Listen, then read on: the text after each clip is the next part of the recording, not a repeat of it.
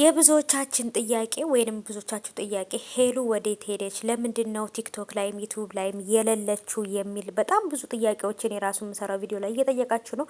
ሄሉ የጠፋችው በእኛ ምክንያት ነው ማለት ነው። በተለይ በአንዳንድ ዩቱበሮችም ሆናችሁም ወይንም ደግሞ ኮሜንታተር ሆናችሁ ማለት ነው።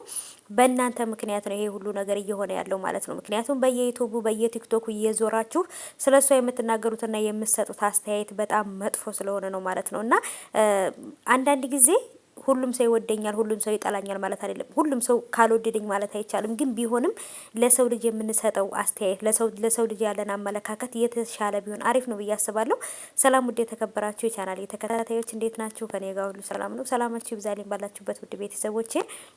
ይህን ሰሞኑ በጣም ጠፍቻለሁ ማለት ነው። ምክንያቱም በቃ ያለንበት ነገር ታውቁታላችሁ። አሁን ላይ በሄሉ ምክንያቱም ሁሉም ነገር የተፈጠረው ነገር ታውቃላችሁ። እና ትንሽ ያው እንግዲህ ሄሉም ስለሌለች እኛም ጠፍቻለሁ። በቃ በዛውም ጠፋው ነው የራሴ ማለት ነው። እና ሄሉ ስትመጣ አዳዲስ ነገር ይዛ ስትመጣ ነበር መመጣላችሁ።